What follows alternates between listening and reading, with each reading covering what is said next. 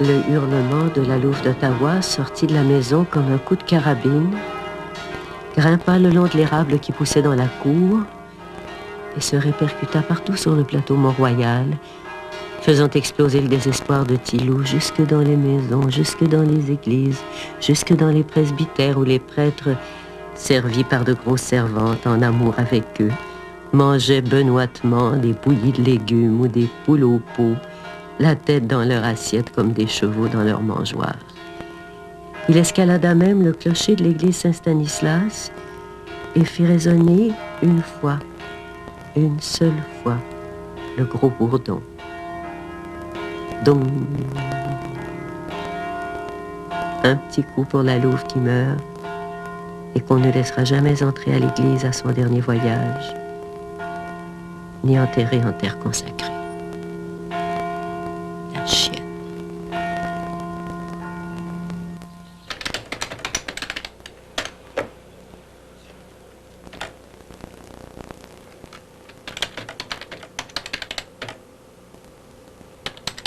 Mes romans et mes pièces ne partent jamais des personnages eux-mêmes. Ça part ça part toujours d'une idée. J'ai un sujet de pièce me vient, j'ai envie de parler d'un problème, et des fois ça peut me prendre jusqu'à 1 an, 2 ans avant de trouver les personnages qui vont pouvoir véhiculer ce problème-là et de trouver ensuite la situation dans laquelle je vais mettre ces personnages-là pour véhiculer le message. Et je pense qu'il faut toujours résister à ces personnages parce que même quand on veut se mettre soi-même à l'intérieur d'un personnage, ce qui devient intéressant, la seule chose vraiment intéressante en fin de compte, c'est ce qu'on ajoute à ces personnages-là ou ce qu'on ajoute à soi-même. On a beau dire je vais me mettre à l'intérieur d'un personnage, ce qui est intéressant, c'est plus soi, c'est ce qu'on ajoute. J'ai souvent dit, par exemple, que les seules autobiographies intéressantes étaient des autobiographies écrites par des menteurs. Je pense que plus on en ajoute à sa vie, plus on devient intéressant. Je pense que personne vit une vie assez excitante pour qu'elle soit racontée telle qu'elle, ou dans une pièce, ou dans un livre.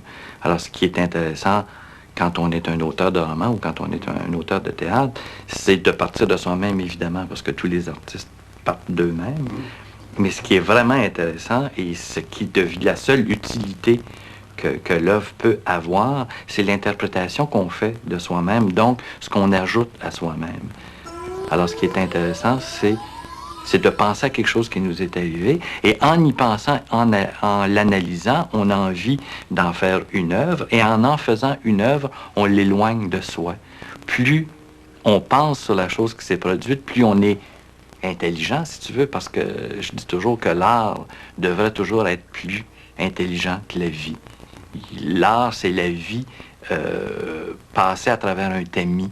Et ce tamis-là, c'est l'intelligence. L'art, c'est la vie intelligente, parce que c'est la vie recomposée, refaite par un ou des cerveaux humains. Donc, s'il m'arrive quelque chose et que je l'analyse et que j'y pense et que je fais un roman ou une pièce avec, forcément, ce que je vais faire avec va être plus intelligent que ce qui s'est produit, parce que ça va être pensé. Je vois pas mon théâtre quand je l'écris. J'irais même jusqu'à dire que je n'aime pas du tout le théâtre qui me donne l'impression que l'auteur, quand il a écrit sa pièce, était assis dans une salle de spectacle et qui voyait la pièce se dérouler. Je pense que c'est la pire façon d'écrire le théâtre. Il ne faut pas être le spectateur de sa propre pièce. Je pense que quand on écrit une pièce, il faut être debout à l'intérieur des personnages, sur scène, et s'adresser au public directement. Je ne pense pas qu'on puisse écrire une pièce en ne décrivant que de l'extérieur, parce que justement, j'ai toujours dit depuis que j'existe, que je dis que écrire est d'une telle prétention, c'est tellement prétentieux de décrire les autres êtres humains et surtout d'en inventer, de jouer à Dieu, de jouer au Créateur avec les autres êtres humains, que quand on a la prétention d'inventer un autre être humain, il faudra avoir l'humilité aussi d'entrer à l'intérieur et d'essayer de le comprendre le plus possible avant de le mettre au monde.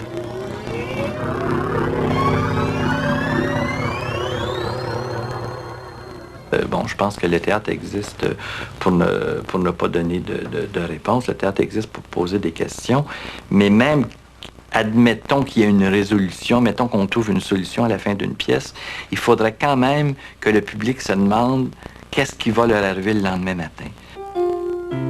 Sur le balcon d'en face, j'attends. J'attends Édouard, le beau-frère de la grosse femme. J'attends Édouard qui, chaque samedi, parade ici dans ses Bermudas fleuries. Mais je rêve ou quoi? Le voilà avec sa mère, il s'apprête à sortir. J'ai jamais vu ça depuis des mois.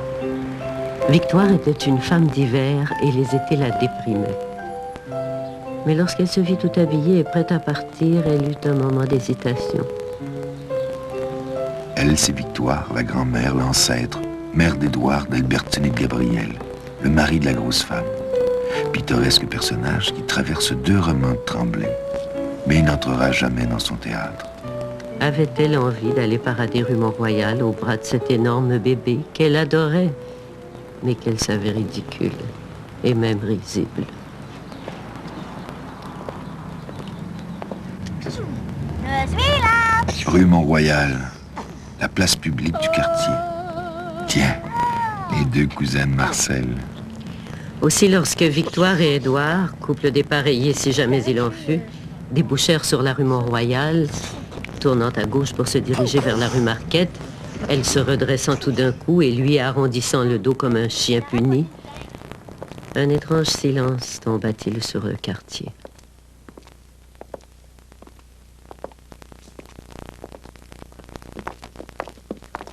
Victoire et son fils n'avaient pas fait 30 pas sur le trottoir de ciment que déjà des têtes se tournaient sur leur passage. Des vendeurs sortaient des magasins, un galon autour du cou ou une craie à marquer à la main.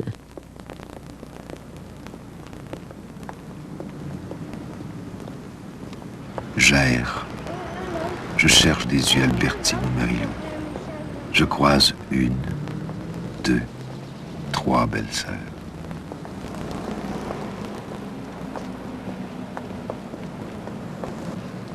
J'aimerais aussi rencontrer Léopold, le mari de Marilou. On s'entend bien tous les 2. Il est peut-être à la taverne. Un double submarine all dress, un grilled cheese de coleslaw, 2 cafés. Un pizza all dress, medium, pas de fromage, un sandwich pastrami avec des pickles, une goulash, une bine avec une skate saucisse 4. C'est la voix de Françoise. Françoise Durocher Waitress.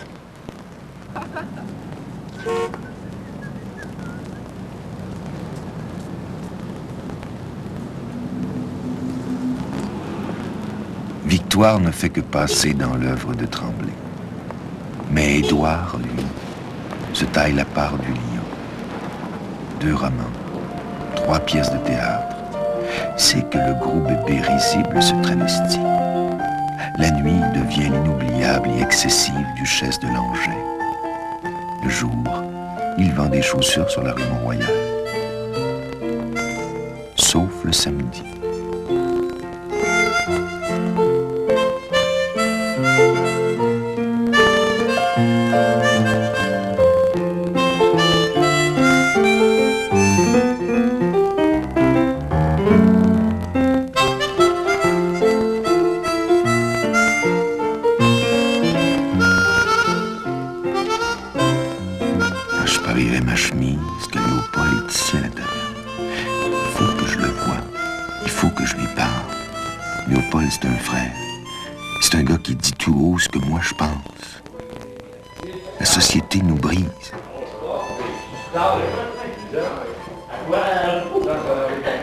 Depuis 1942 que je viens ici.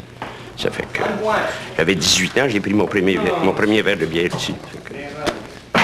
C'est une habitude, quoi. Le garçon de table me voit, je sais quelle sorte que je prends, il m'amène ma bière préférée. J'ai perdu ma femme faire 1 an. Ça fait que c'était un peu d'évasion pour moi. J'étais en retraite. Je m'installe devant la table vide, je demande au waiter de la remplir, puis la vide.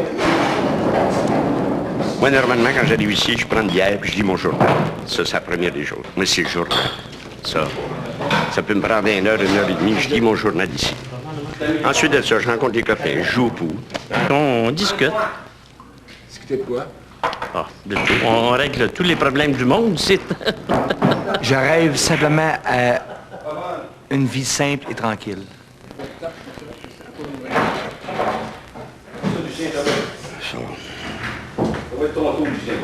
Quand j'ai vidé la table, une espèce de brume qui tombe ma table, puis je vois plus les autres. Tout seul dans la taverne, puis je suis bien. Mais enfin, je me console pas dans la bière, disons, pour me saouler, puis tout ça. Toujours resté entre quatre murs dans le logement. Puis je travaille pas, pour de raison. À l'âge que j'ai là, je me cherche une petite place. Ben, c'est difficile à se placer à 65 ans. Ça fait que, bon, je promène sur le Mont-Royal, prendre bière ici. C'est ça, c'est d'évasion, c'est sûr. Changement. À notre âge, on ne sait plus quoi faire, on ne sait plus où aller. C'est simple. Léopold, le mari de Marie-Lou. Elle a ses révoltes de femme. Lui, il a sa révolte d'homme. Le monde l'écrase, l'empêche de respirer, lui vole sa jeunesse. Alors il crie haut et fort à l'injustice, dans la solitude des brumes de la bière, ou plutôt dans la seule arène politique disponible, la taverne. M'installe devant la table vide. Je dis au waiter de la remplir. Je la vide.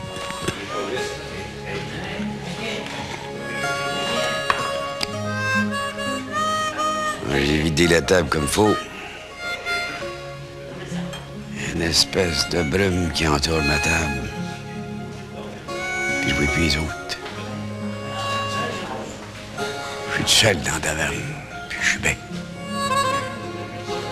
J'entends plus rien, je vois plus rien. La peur. Je ferme les yeux. Tout tourne. C'est le fun.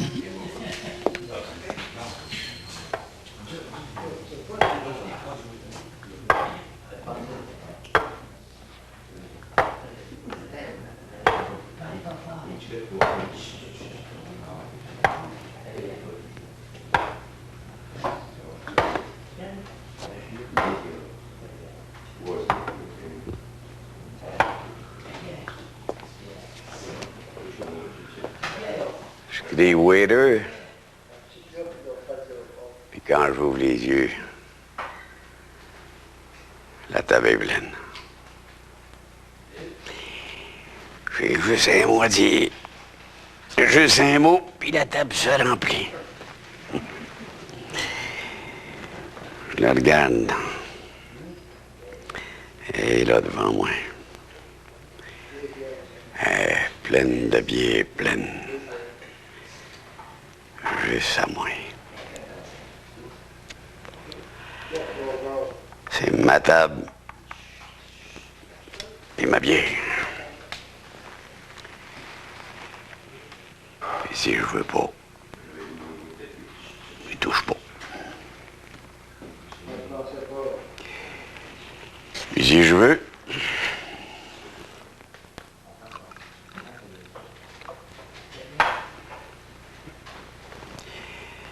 c'est ça, il triche.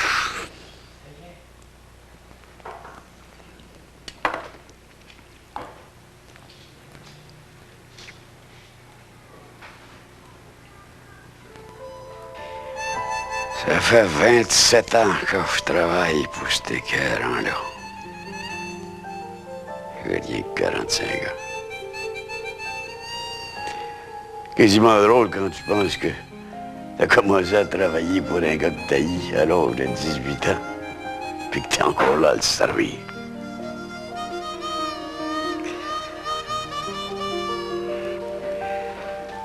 Asti.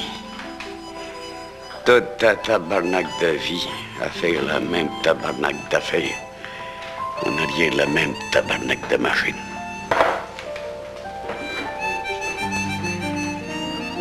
Asti. Toute ta tabarnak de vie à faire la même tabarnak d'affaires. On a rien de la même tabarnak de machine. Quand je me suis attelé à cette ciboire de machine, j'étais quasiment encore un enfant. Je me suis fait en faire.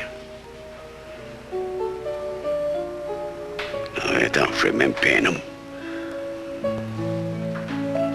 Tu vas l'air d'une loque.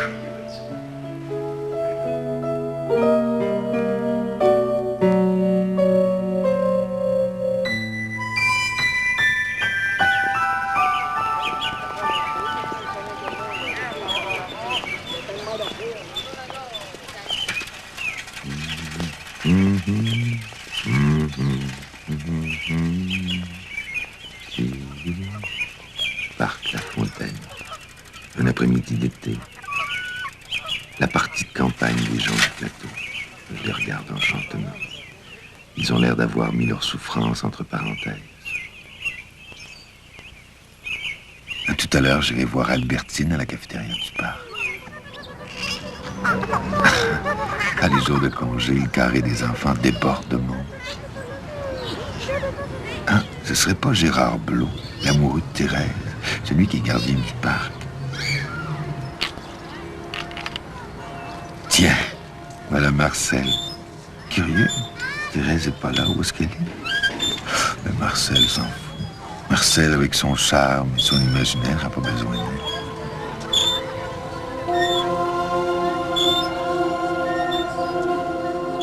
Pour lui, jouer, c'était se balancer dans les balançoires hautes, celles construites pour les tout-petits, où on vous emprisonnait entre 4 planches qui glissaient sur des chaînes en faisant un bruit de joyeux fantômes. C'était éventrer le ciel avec ses pieds en criant « J'ai les 2 pieds dans le ventre du soleil !»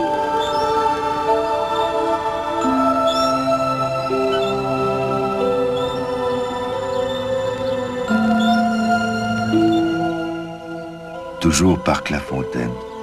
Le jour diminue. L'heure en est aux confidences. De loin, j'entrevois Édouard et Victoire. Elle lui raconte comment il fut conçu. En revenant à l'heure du souper, ton père m'a dit « Victoire, les petits dorment debout, on devrait les coucher dans le gazon puis s'étendre un peu. » Moi, je savais où est-ce qu'il voulait en venir. Puis j'aimais pas bien ça, mais je voulais un autre enfant. Puis je savais que c'était le temps.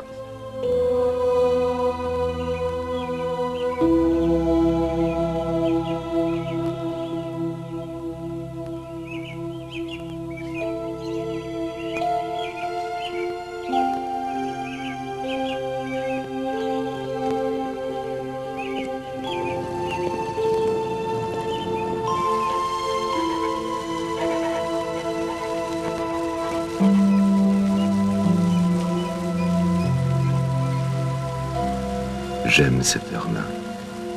Mais j'ai faim. Je vais aller à la cafétéria du parc dévorer un des fameux sandwichs d'Albertine. C'est elle, Albertine, là-bas au fond. Elle ne ressemble en rien à l'Albertine qui gueulait de la fenêtre de la rue Fabre. Mon frère. Ah, je ferais mieux d'oublier mon sandwich. Albertine a changé. Elle est plus calme, plus paisible. 10 ans de plus. 50 ans. Elle paraît plus jeune. Plus jeune, plus vieille. La vie fractionnée. C'est la fameuse pièce Albertine en 5 temps. Les Albertines vont se répondre l'une à l'autre. Celle de 40 ans à celle de 50 ans, à celle de 60 ans. Dialogue d'une femme enragée. Je travaille au restaurant du parc La Fontaine, en plein cœur du parc, là où tout le monde passe. Puis il paraît que je fais les meilleurs sandwichs aux tomates, salade, mayonnaise au monde. Le monde vient ici exprès pour manger mes sandwichs. Ils viennent pour moi, parce que je suis bonne.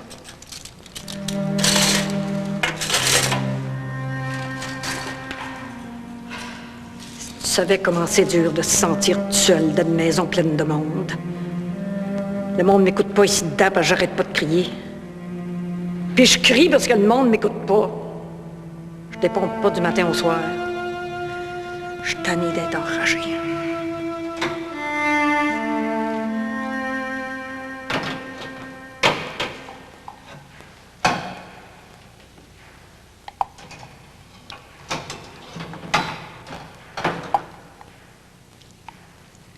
Au moins, je suis pas à 4 pattes en train de ramasser les dégâts de Marcel. Mais dans me ronger les sangs parce que Thérèse vient de faire une nouvelle gaffe. J'arrive ici le matin en chantant. Je travaille en chantant. Je repars le soir en chantant. Je regarde le soleil se coucher l'été. Les enfants patiner l'hiver. Je gagne ma vie. Comprenez-vous?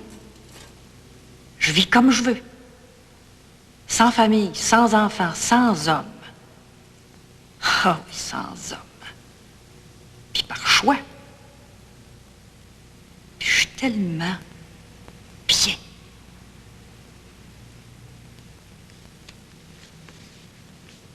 J'ai pris sur moi trop longtemps. Fallait que je désobéisse. J'ai une puissance en dedans de moi qui me fait peur. Pour détruire. Je l'ai pas voulu, elle est là. Peut-être que si j'avais été moins malheureuse, j'aurais fini par l'oublier ou la dompter. Mais il y a des fois où ce que je sens une rage. C'est de la rage. Je suis une enragée. Regarde la grandeur du ciel.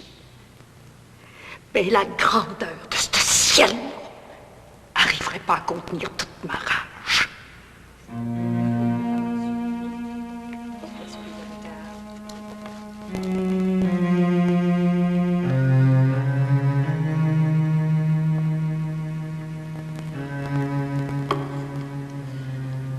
Vas-y, continue à penser que tu as le choix. Que tu peux choisir la liberté. Finir tes jours en faisant des sandwichs aux tomates, salade, mayonnaise pour une ribambelle de clients qui vont te remercier jusqu'à la fin des temps. Tu m'en diras des nouvelles quand le monde s'écroulera autour de toi. Tu te retrouveras tout seul, avec absolument rien d'autre que la bonne vieille culpabilité.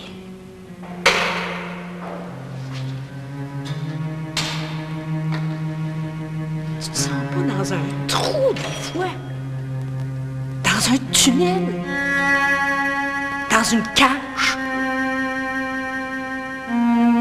Une cage. Oh oui, une cage.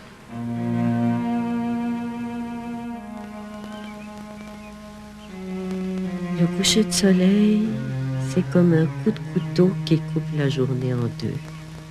Quand tu regardes ça, t'es pas heureux, t'es pas malheureux. T'es petit.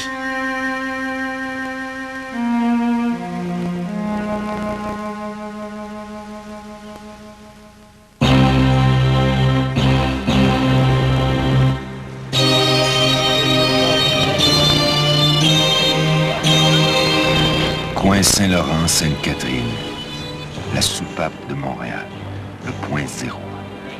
L'est d'un côté, l'ouest de l'autre. J'aime, j'observe. Ils sont là, les marginaux qui me fascinent.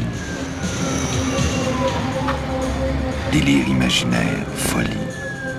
1000 chemins pour échapper à la morosité de la vie.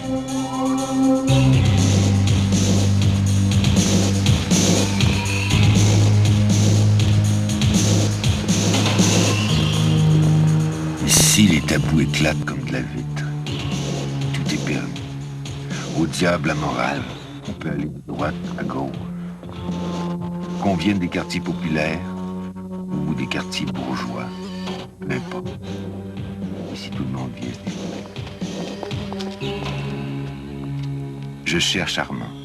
Armand, le père de la pièce Bonjour la Bonjour. Il aime ce quartier sans préjugés.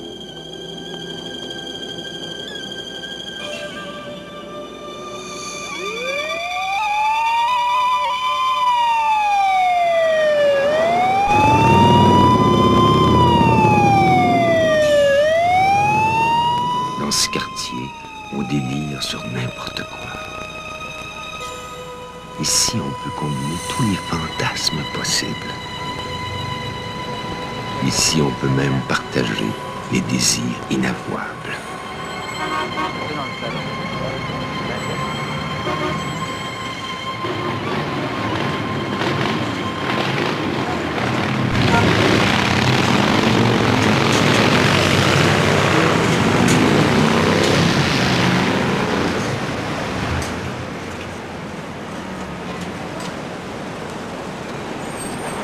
Le Casanova, le restaurant préféré d'Armand.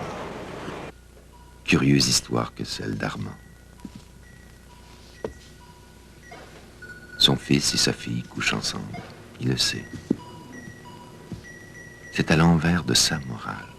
Alors son amour pour ses enfants rentre en conflit avec sa morale. Il souffre. Dès qu'il voit des jeunes, la douleur revient. Il me touche, ce père déchiré.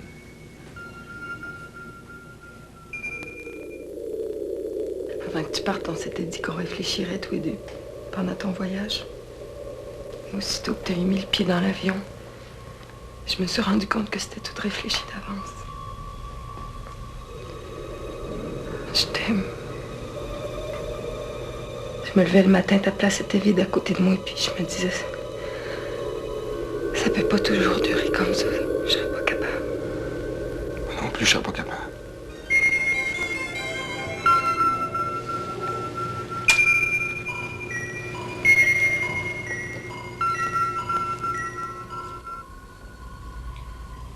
Quand c'est arrivé,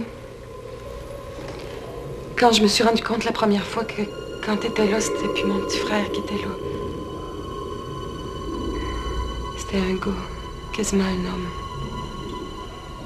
Puis que tu me regardais comme un homme regarde une femme. J'ai eu tellement peur. Je l'avais pas voulu, Serge. Je l'avais pas voulu.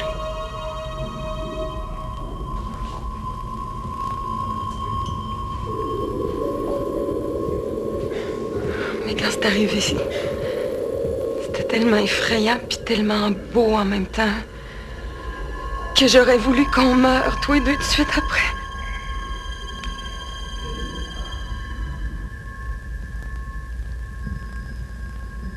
Mais le lendemain, on n'était pas morts ni l'un ni l'autre. Puis tout a continué exactement comme avant.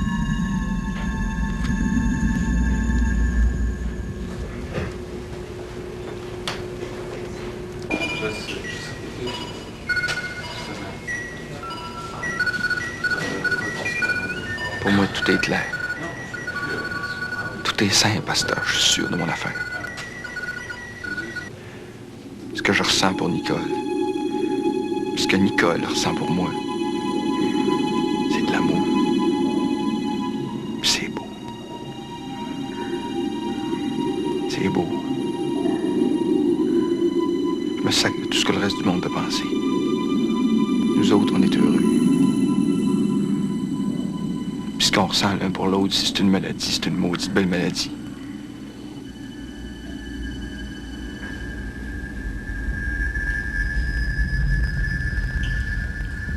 Papa,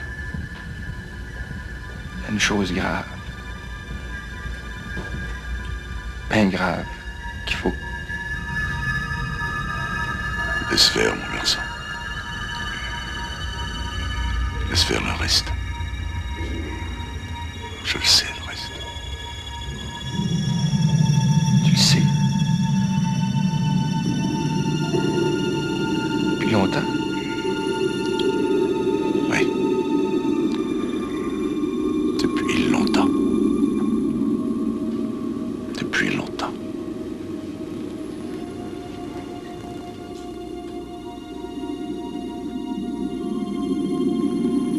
Bonjour, là. C'est ça. Bonjour, là. Bonjour.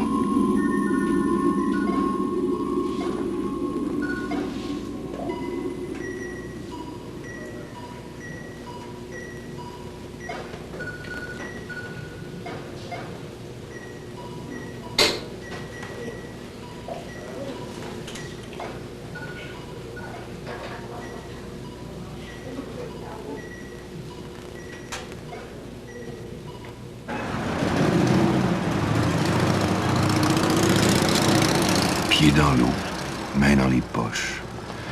Je dérive de plus en plus sur la main. À chaque instant, je me bute à 1, 2, 10 personnages de Tremblay. Les uns m'amusent, d'autres m'agacent. Certains me laissent interdire.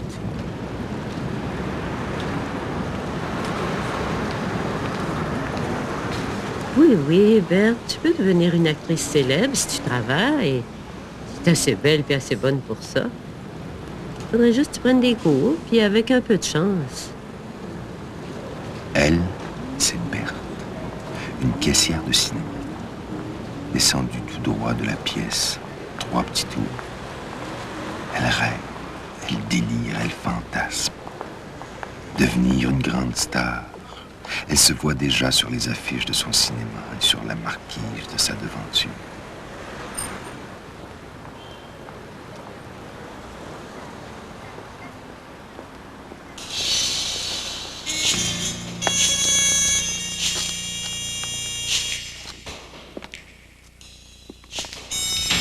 Par ici, la tendresse marche avec les dollars. On porte tous des noms de couleurs, puis des noms de fleurs, violette, scarlett, purple. Ça, ma petite fille, que les couleurs puis les fleurs, ça se vend mieux que les Simone puis les Linda.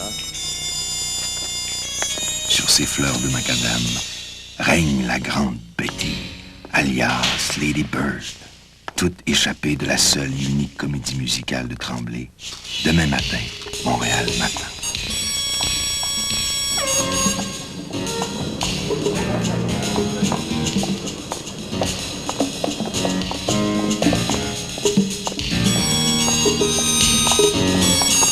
Derrière elle vont surgir à pas pressés la duchesse, Sandra, Hosanna et autres travestis de haut vol.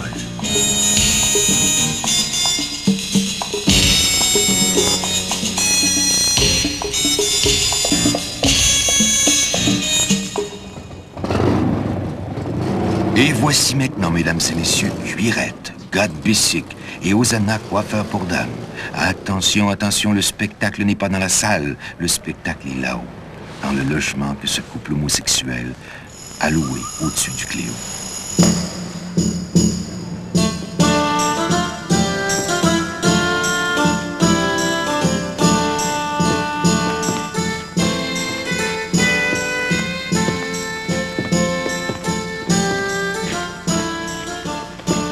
Je suis ridicule quand je suis déguisé en homme. Quand je coiffe mes juives Jewish Renaissance. Des vrais gestes de femme qui me disent que j'ai. You should work in drags club. Si j'irais travailler en femme, je cache qu'ils me laisseraient tomber. Parce qu'ils veulent pas se laisser toucher aux cheveux par des femmes. Je suis ridicule quand je suis déguisé en femme. Parce que je suis obligé de faire la folle pour attirer l'attention. Parce que je suis pas assez belle pour l'attirer autrement. Je suis encore plus ridicule quand je suis poigné comme ça, entre les deux. Avec ma tête de femme, mon linge de femme, puis mon corps.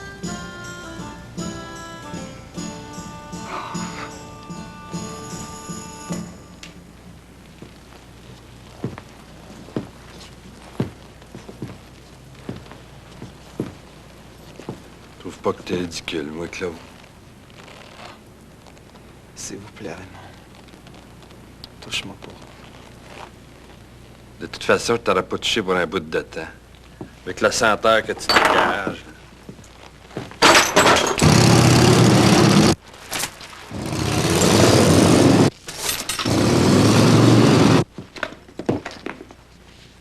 Les femmes me font pas peur. Oh, oh. As-tu déjà seulement touché à une femme, le tough?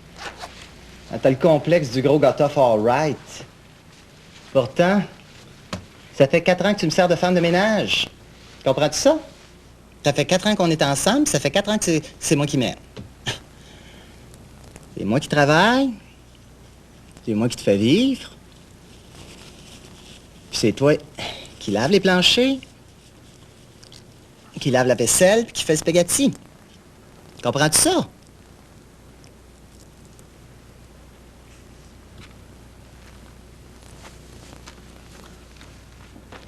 Tu te vantes partout que je te fais vivre. Mais tu comptes à personne que c'est toi qui fais le lavage, par exemple. Tu te promènes en bicycle à gasoline dehors. Mais c'est toi qui fais cuire le bacon en dedans.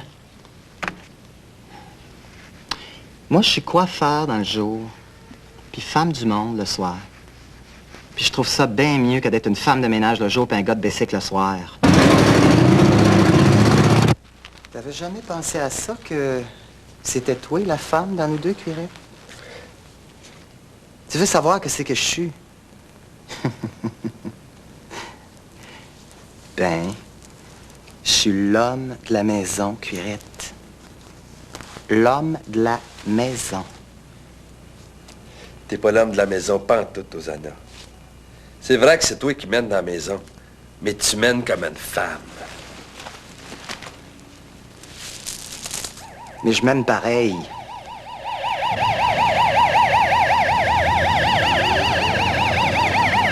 Me revoilà sur la Maine.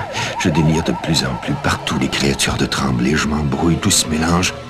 Quelqu'un s'impose, Édouard. Édouard devenu la duchesse de Langeais. Réjouissez-vous, les filles. La duchesse est revenue. Moquez-vous de son gros cul, moquez-vous de son gros ventre, mais faites-vous-en pas. Elle est capable d'en prendre. La duchesse de Langeais, c'est pas la première venue. Tu peux sortir la fille de l'Est, mais pas l'Est de la fille. Si tu dis un seul mot de ce qui se passe ici, t'asseoir, je t'étouffe avec ta perruque. La solution à tout, c'est le bon Dieu. Il n'y a pas de qui, il n'y a pas de quand, de où, ni de pourquoi. La réponse, c'est toujours le cul. Le cul, c'est Sandra. Le bon Dieu, c'est Manon. Dan et Manon, sacré Sandra, la pièce la plus délirante de Tremblay. Je les vois, je les imagine ici, habitant la même maison. Sandra, en bas, juste au-dessus du comptoir de crème glacée. Et Manon, là-haut, le plus près possible du ciel. Il n'y a rien que tu dis, il n'y a rien que tu fais que le bon Dieu est pas au bout. Manon vient de traverser une crise mystique violente. À faire pâlir de jalousie Sainte-Thérèse d'Avila. Et quant à Sandra, elle fantasme sur le corps d'un jeune noir, rêve de déposer sur sa peau des baisers verts. Je vois vraiment rien d'autre que le cul pour me garder en vie.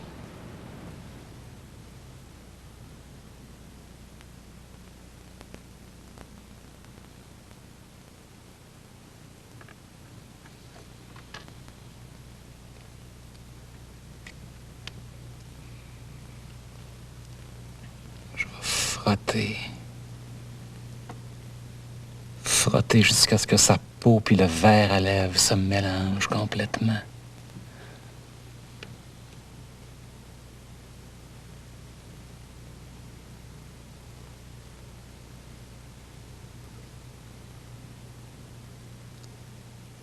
Je vais le masser, le pétrir, loindre du sang vert de Sandra la Martienne.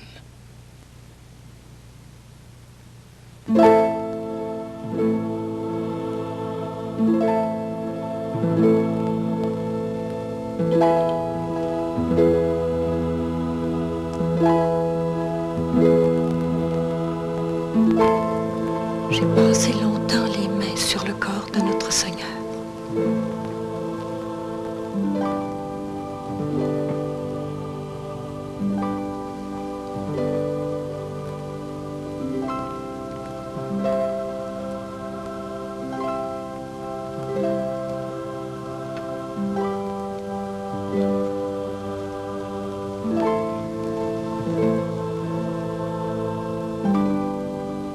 J'ai passé longtemps les mains sur le corps de notre Seigneur Jésus-Christ, qui a tant souffert pour nous autres. Puis tout d'un coup, j'ai senti un besoin. J'ai senti un besoin effrayant de l'embrasser. Je comprenais pas.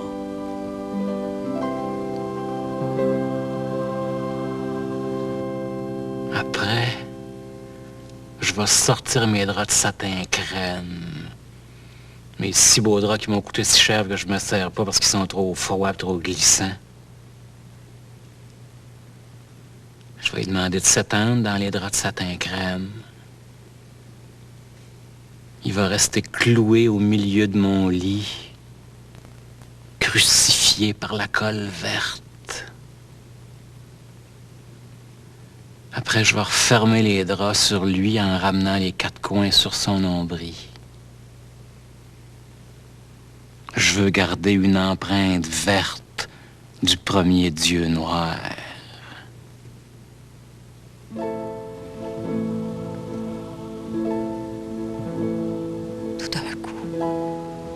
Je me suis mis à embrasser le corps de notre Seigneur comme si ça avait été la dernière affaire que je ferais dans ma vie. J'étais sûre que j'étais pour mourir, foudroyée après. La joie. La joie. J'avais comme des boules de bonheur qui m'éclataient dans le cœur. J'avais de la misère à respirer. Aidez-moi. Aidez-moi à renier mon corps. Redonnez-moi mes ailes. Vas-y, Manon, monte. Jusqu'au bout, va jusqu'au bout de ton voyage. Monte, Manon, monte. Puis amène-moi avec toi. Regarde, Manon, regarde. Sa lumière s'en vient. Sa lumière s'en vient. Manon, c'était Rita Lafontaine. Sandra, c'était André Brassard. Brassard n'est pas un acteur, c'est un metteur en scène, celui de presque toutes les pièces de Tremblay. Plus, depuis des années, c'est le frère, le complice, le critique de Tremblay. Plus encore, comme le Père et le Fils de la Sainte Trinité, ils se sont mutuellement engendrés. Rita Lafontaine, c'est la comédienne préférée de Tremblay. Elle a été Madeleine, Albertine, une belle-sœur, Manon et bien d'autres. En fait, c'est la 3e personne de la Sainte Trinité. Mais je te regardais tantôt, puis je ne sais pas comment, mais il y a ce côté. Je pense qu'il y a tout. Et la fascination, puis il y a une espèce de révolte intellectuelle pour ce mysticisme-là. D'un côté, tu as envie de dire, calé, ça revient sur la terre, tu sais, puis d'un autre côté, puis je pense que Sandra sent ça aussi. Je dirais une espèce de jalousie. Comment ça se fait qu'elle est encore capable de l'éviter et sans moyen artificiel, alors que je pense que Sandra, c'est comme quelqu'un qui a fait le tour de tous les, disons, les paradis artificiels, là. Qui a vraiment, oui, je pense, fait tout ce qu'il y avait moyen de faire pour se donner des thrills, pour se donner l'illusion de vivre, j'imagine. Puis c'est quelque part, je pense, dans la confrontation avec l'autre, qui dit que, comme, je sais pas comment, comme de se rendre compte que la vraie vie est en dedans et non pas par en dehors. Puis que... Et c'est ça qui est fascinant, je pense, dans Manon. Puis c'est vrai que c'est une folie, puis c'est vrai que c'est une œuvre de schizophrénie. Puis que si on l'analyse d'une façon plus sociopolitique, c'est épouvantable. Puis c'est aussi la confession de l'auteur de Tremblay qui dit que c'est lui, qu'il est tous ces personnages-là aussi, qu'il est à la fois Manon puis Sandra, oui. Puis il y a comme une espèce de reconnaissance, alors que les personnages jusque-là ont comme voulu se trouver comme une particularité, une détermination, une caractérisation même avec les travestis et avec tout ça. Puis il y a comme tout d'un coup à quoi ça sert puisqu'on est profondément l'un et l'autre. C'est du monde qui essaye. C'est une personne profondément qui essaye d'aller chercher l'approbation de Dieu. Bon, dans ma tête, puis même quand on l'avait fait avec Montmorency, c'était ça. On avait identifié dans la salle un spot, puis on s'est dit, le jour où vous allez être assez bon, le spot va s'allumer tout seul.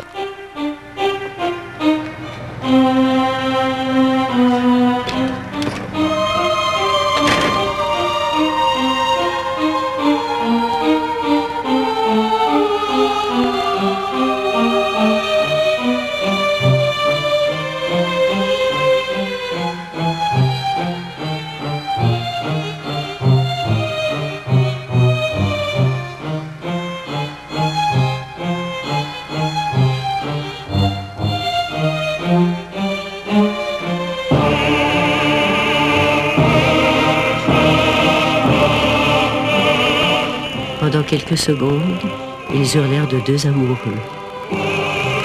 En sentant la lame lui perforer le ventre, la duchesse avait serré les bras autour de Toothpick et semblait le serrer sur son cœur. Et Toothpick lui parlait tout bas, comme s'il lui avait murmuré des mots doux.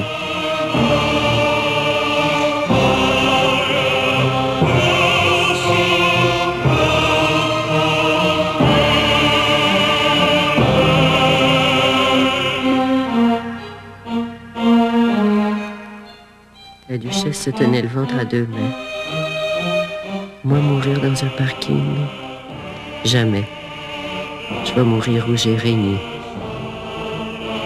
Elle leva la tête, aperçut le monument national et éclata de rire.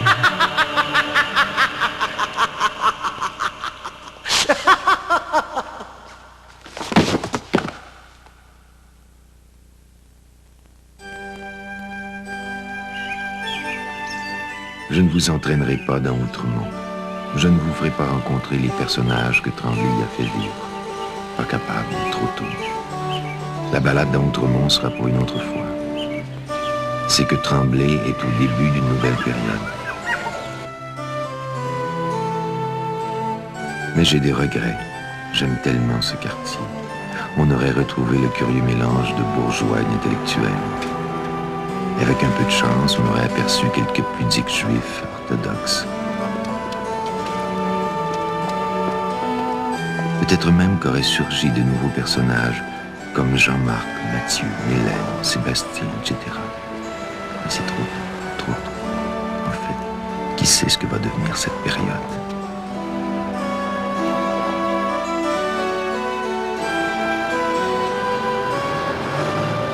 D'ailleurs, est-ce que Tremblay va, comme il l'a fait pour le plateau ou pour la Maine, enraciner son œuvre dans un quartier? Personne ne sait.